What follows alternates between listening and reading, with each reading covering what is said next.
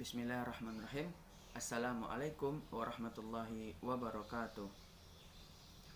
Alhamdulillahirrabbilalamin. Hamdan yuafi ni'amahu wa yukafi'u mazidah. Allahumma salli ala Muhammad wa ala ali Muhammad. Baiklah, perkenalkan nama saya Alhamda Syukri, NIM 11820712 kelas Hukum Tata Negara D. Pada kesempatan kali ini saya akan berusaha untuk menjawab pertanyaan dari mata kuliah Perbandingan Hukum Tata Negara, dosen pengampu Bapak Jufri Hardianto Zulfan SH.MH, yang mana tugasnya adalah menjelaskan tentang tugas, fungsi, dan wewenang dari lembaga eksekutif dan juga yudikatif. Baiklah, yang pertama yaitu tugas, wewenang, dan fungsi dari lembaga eksekutif. Sebelum kita mengetahui lembaga eksekutif itu apa, ada baiknya kita mengetahui dulu apa saja yang termasuk di dalamnya. Nah, yang termasuk di dalam lembaga eksekutif adalah presiden, wakil presiden, dan juga menteri-menteri yang membantu nantinya tugas dari presiden tersebut.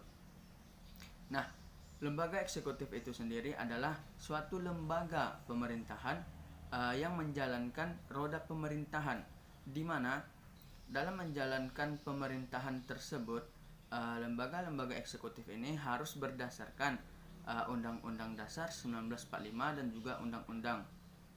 Kemudian lembaga eksekutif ini juga bertugas untuk menjalankan urusan-urusan pemerintahan serta menjaga tata tertib dan juga keamanan. Apa saja wewenang dari lembaga eksekutif ini? Lembaga eksekutif memiliki beberapa wewenang. Yang pertama adalah merencanakan dan bertindak atas suatu ketentuan atau kebijakan yang akan dilakukan nantinya. Nah, yang kedua adalah membuat suatu perjanjian terhadap negara-negara lainnya berdasarkan persetujuan dari DPR. Yang ketiga adalah mengangkat dan menerima duta-duta serta konsul.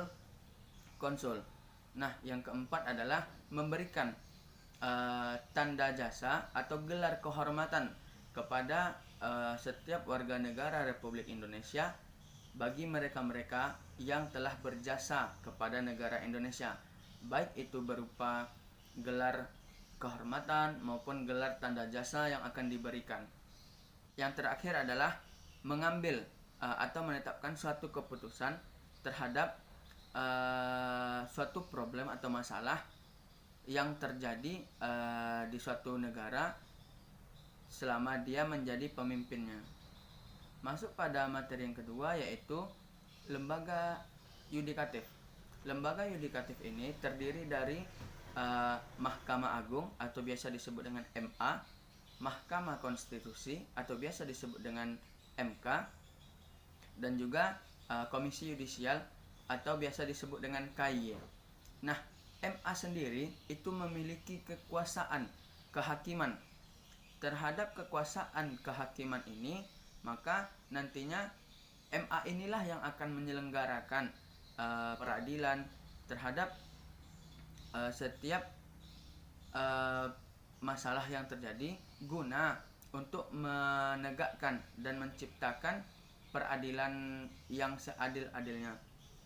Mahkamah Konstitusi memiliki kewenangan pengadilan tingkat pertama dan juga tingkat terakhir dalam pengujian undang-undang, sehingga nantinya Mahkamah Konstitusi ini akan mempunyai putusan yang bersifat final atau tidak bisa diganggu gugat lagi. Komisi Yudisial.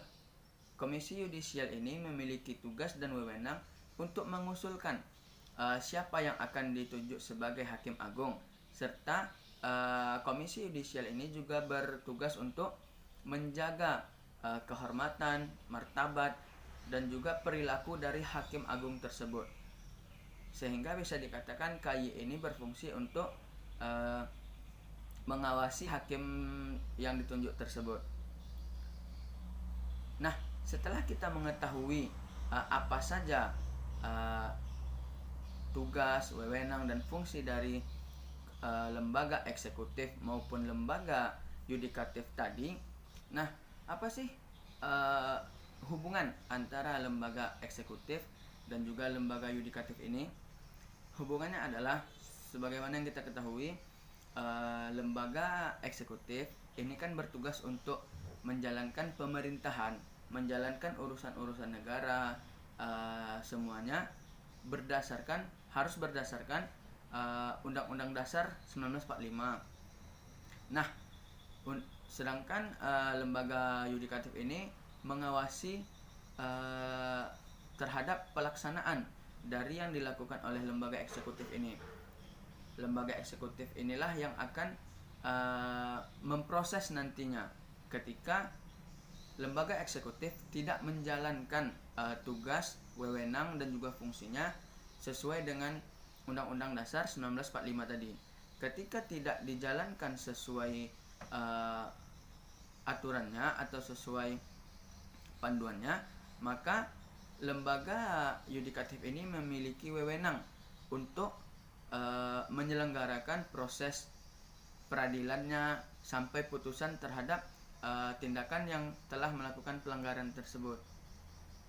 Baiklah, mungkin cuma itu yang dapat saya sampaikan. Apabila ada kesalahan dan kekurangan, saya mohon maaf. Akhirul kalam, Assalamualaikum warahmatullahi wabarakatuh.